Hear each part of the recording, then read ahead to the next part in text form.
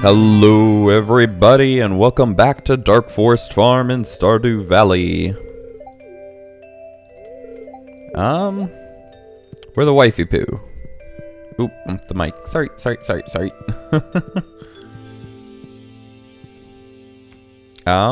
Nope, not what I meant.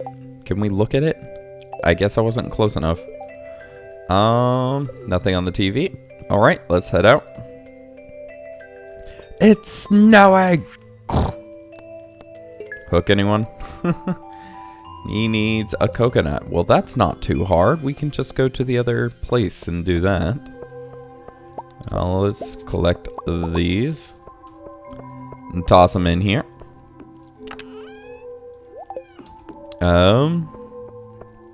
Then go check on the animals as per usual for the winter.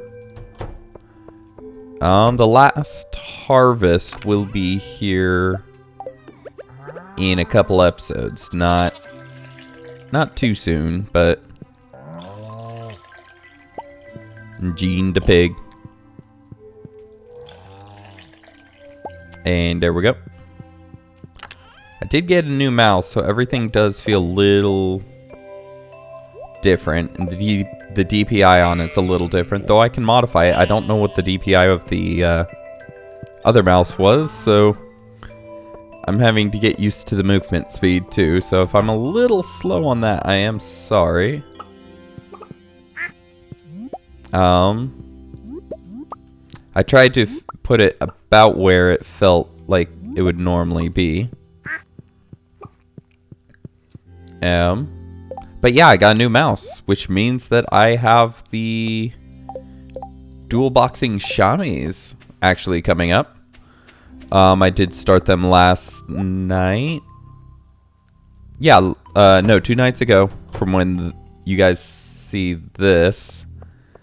And I'll be playing again tonight based on when you guys will see this.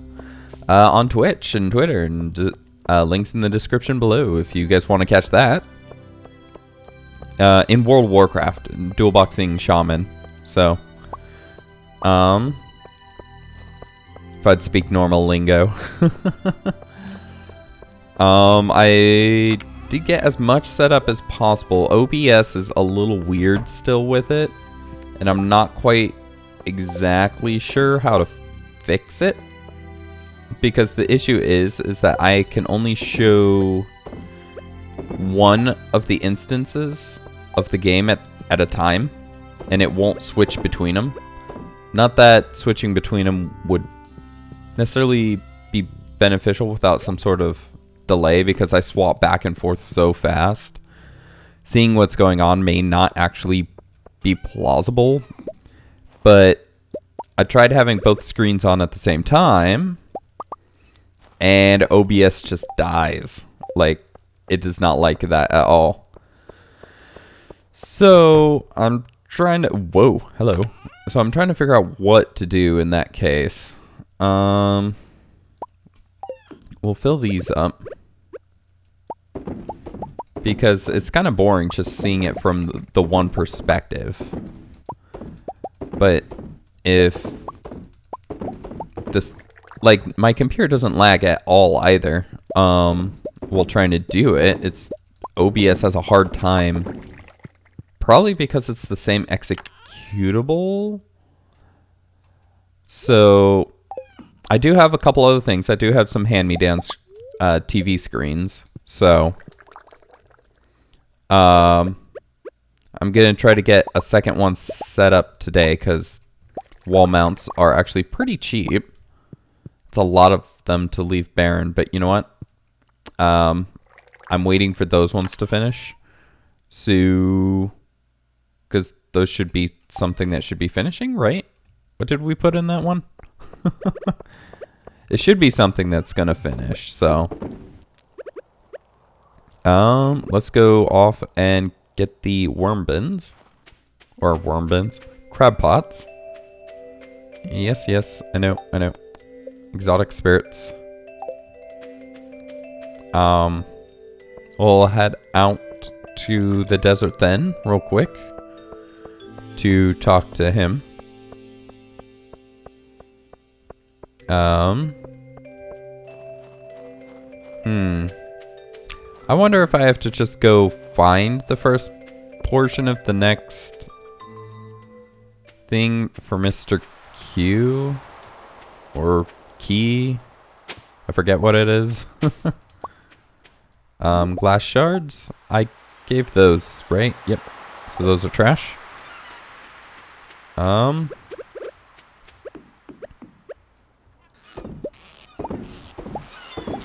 just head down the line, grabbing everything. There we are. Now this side.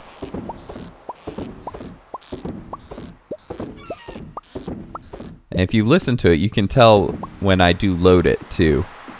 So, alright, let's organize the fishes. No, not that. No. See, DPI is a little different. Overshooting that a little. This is trash. Those are recyclable. Yeah, there we go. Yeah, very good. And we still have 3 worms left.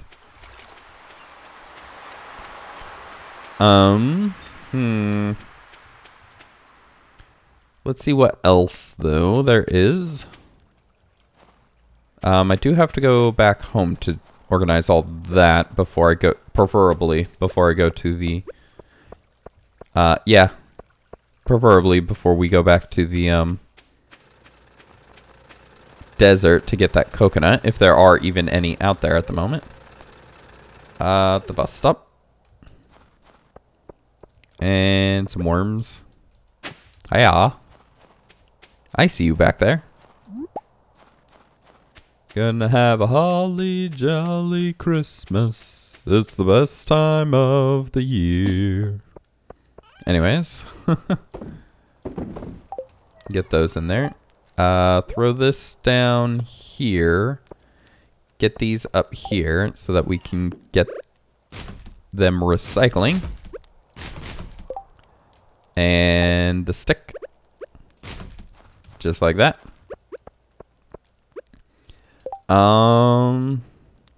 Yeah, throw the snow yams down now. And throw the fishies in the container up here.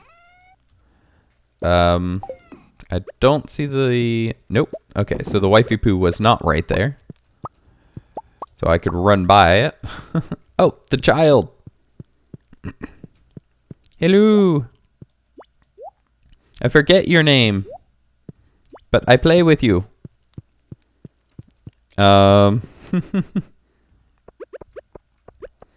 It's just, I don't have to say her name every day, so I forget.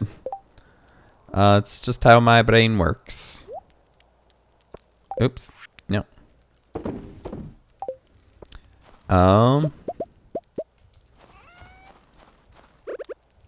But yeah, so. Oh, really? Straggler. And we'd never put down the fishies, actually. So we gotta go back in to do that. Once we have that, like, infinite teleporter, it's gonna make it so much easier. Just to go back and forth. We wouldn't have to take the bus ride back. We wouldn't have to actually walk down to the beach, if I remember right. That there's oops, I should have talked to Pam, but that's fine. But let's head off.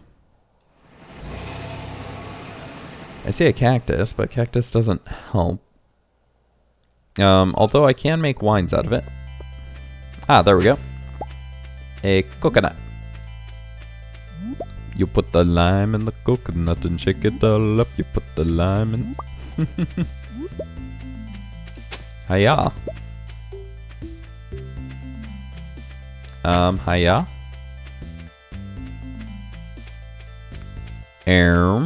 Let's check around, because there seems to be a lot of forage out here today. Seems.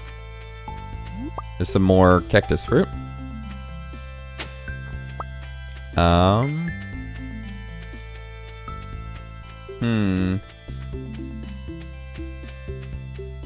Yep, that seems to be about it. So that's all. We're done.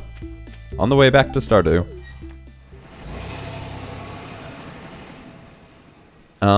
Pam is off duty, so we'll have to catch her as she's walking away.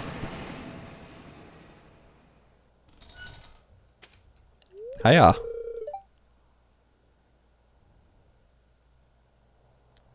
Yeah, that's good. That she learned herself. I'm not sure if that's the correct way of using that, but learnt is apparently a word. That you can be well learnt.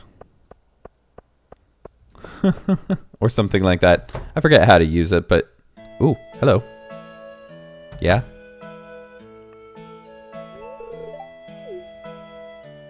Hello.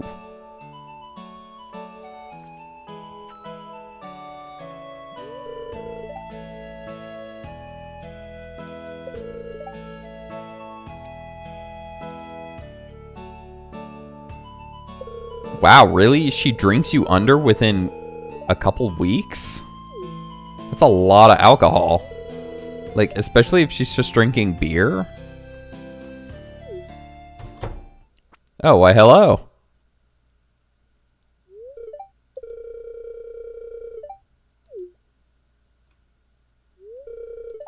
But this scenario actually points out,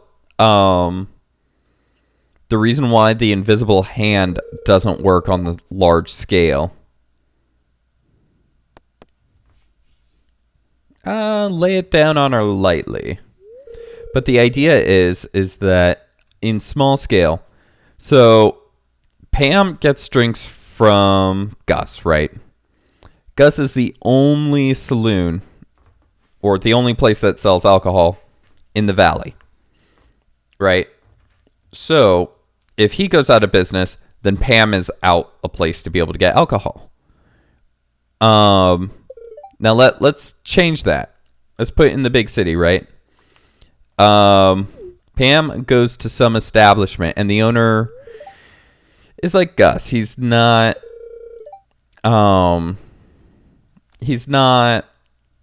terribly forward with making Pam pay the bill. He eventually goes under, and his bar closes. What does Pam do? She goes to another bar. So what for that proprietor? Pam has other bars to go to. The idea is that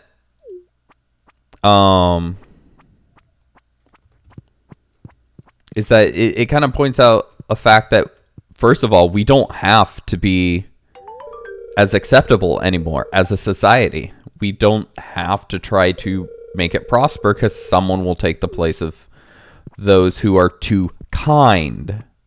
And I emphasize that it's the kind people that lose. Sebastian. Okay, I did not mean to give him a gift, but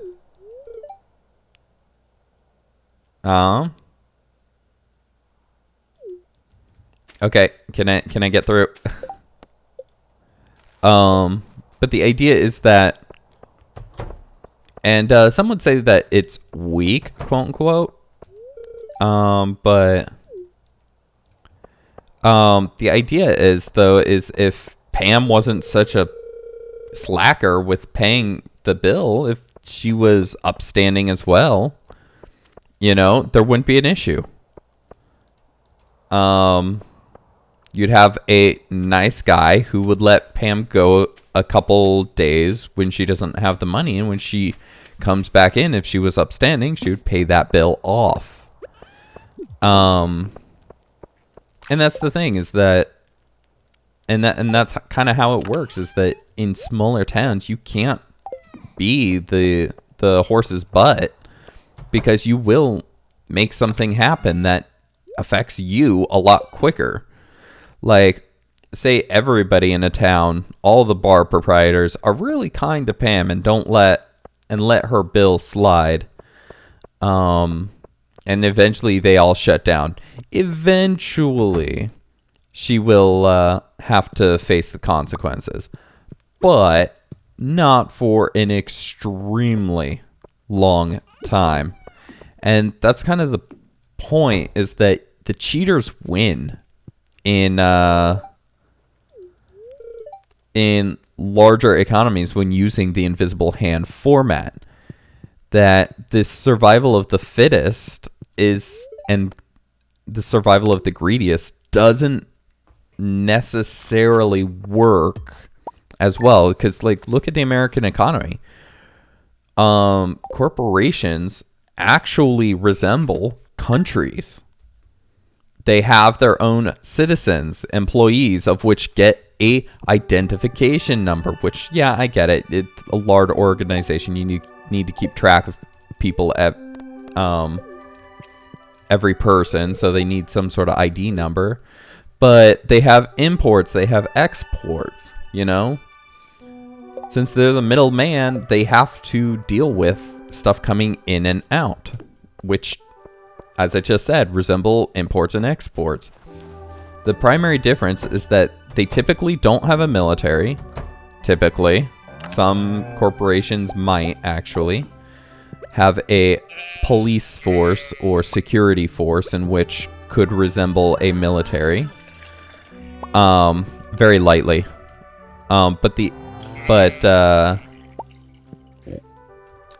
They do have their politicians, the CEOs and stuff like that, except those guys aren't voted in by the employees.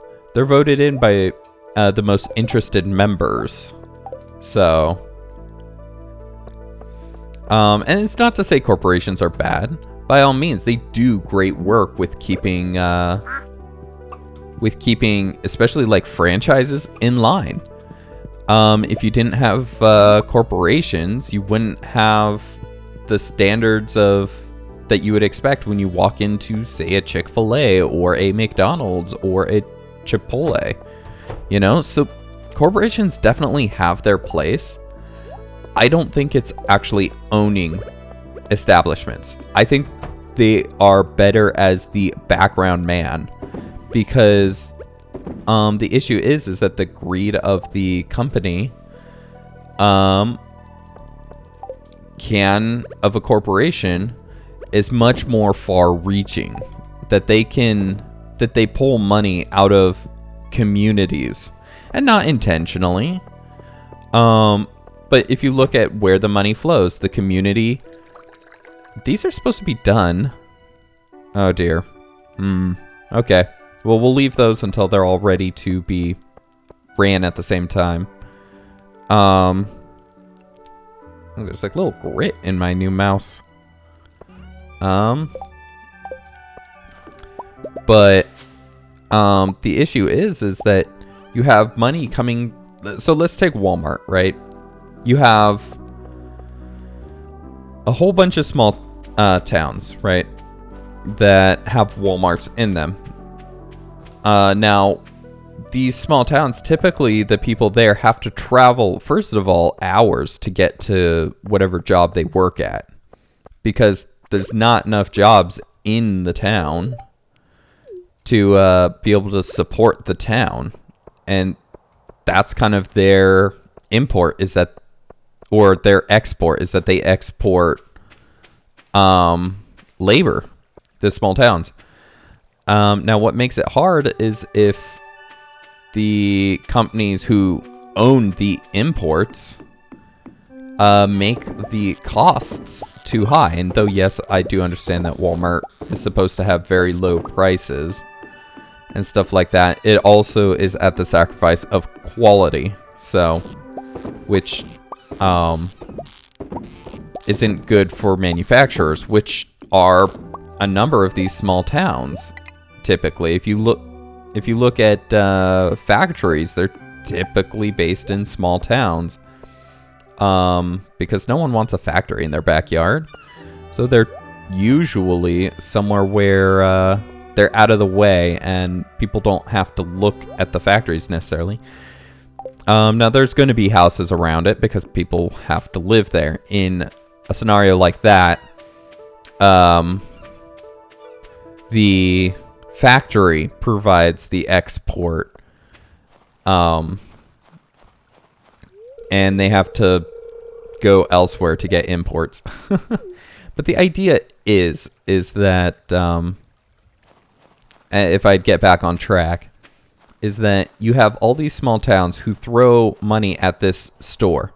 That money doesn't go back to the community, really. Maybe if the town has a tax, maybe a small tax, but not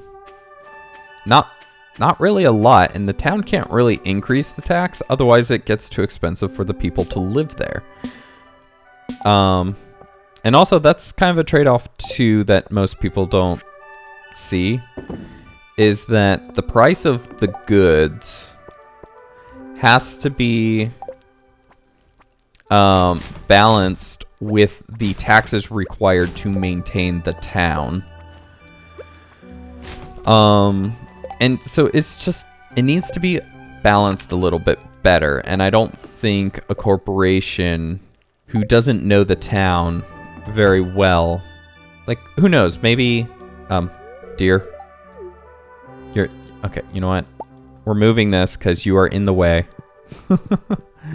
We can't be having you in the way while I'm trying to do stuff.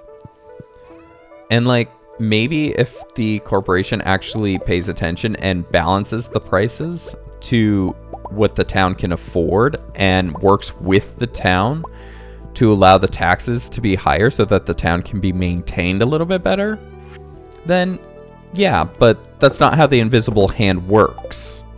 And wrapping it back around to that is that that's the point, is that the invisible hand says if everybody's as greedy as possible, it will balance out in the end. And that is not at all true. A greedy corporation typically ruins more than they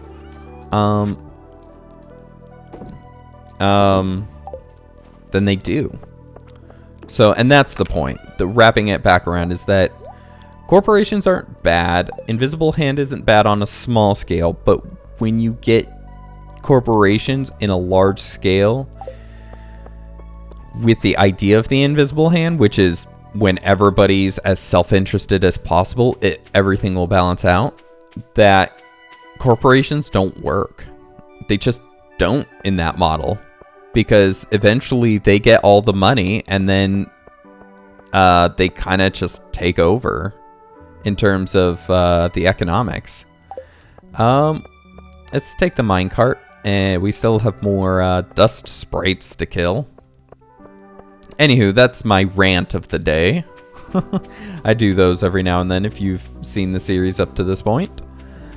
So the idea is that there's a balance in everything, and corporations have to be knowledgeable about this balance, that they have to understand that they can't be greedy, not in this societal or this economic model, that by them being greedy, because they can be greedy with a lot fewer consequences. So if they're too greedy, then they can destroy the economy. Like, look at Enron. They're like, well, we're self-interested in making money, so we're going to sell fake stuff. And it's not the first time that we've had an economy based on selling fake stuff. We have a pretty big one right now where a lot of people pay a lot of money to get stuff in video games that is fake. The idea is that it's none of the items in those games really cost anything to reproduce. So maybe covering the cost of the original whatever to make it and put it into the game.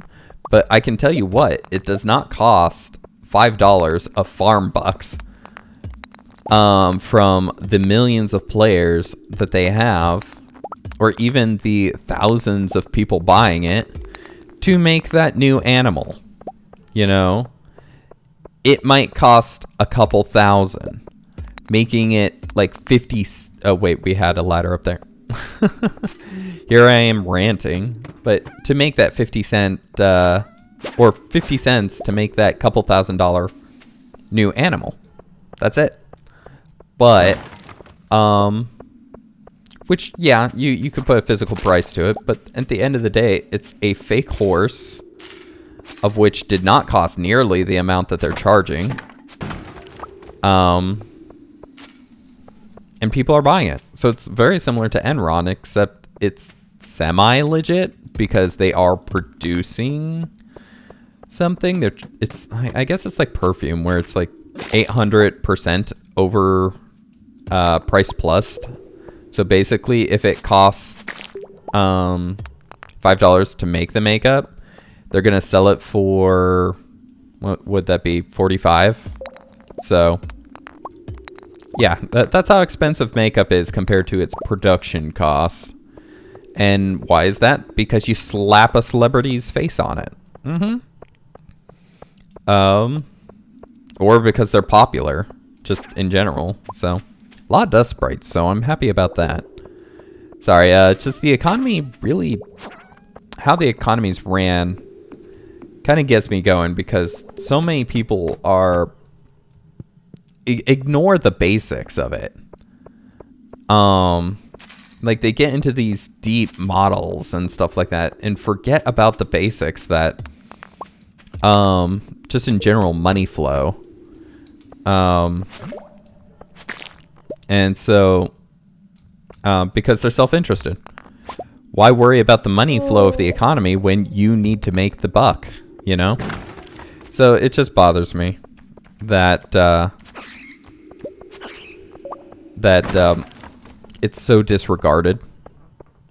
That Jimmy goes out of business. Or no, I should not use names because that doesn't prove the point. That the blacksmith goes out of business if he puts the farmer out of business, because the blacksmith doesn't have any food any further, kind of thing. You know, in a large scale economy, that can still happen. It happens much slower, though. And that's the point, though, is remember the basics, that you put too many people out of business, you're going to actually hurt yourself in the end. It's like stealing. If no one stole, the prices of products could be up to 10-15% cheaper. I know that's not a lot, but think about it. If no one stole, that $60 video game would only be like $50 again. That's not bad, you know? That $15,000 car would be more like, what would that be? 30 or 13,500 or 13,500. That's a lot of savings. And like, not that people steal cars for them to have to increase the price on cars, but it balances through the economy that it would eventually wrap back around. Anyways, I feel like Peter Griffin now. You know what grinds my gears? Anybody who watches Family Guy? Anywho. But, yeah. I even have this really cool model to show money flow, though. Basically, it's bubbles inside bubbles. So you have the world as the biggest bubble. And as the world, it doesn't get any bigger because we haven't gone to space yet to start space economies. We've gone to space, but not to start space economies. So you have the world is the biggest bubble. The next smallest, which are inside that bubble, are all the countries. Now, the idea of this bubble is that they share air. So, say China trades with America.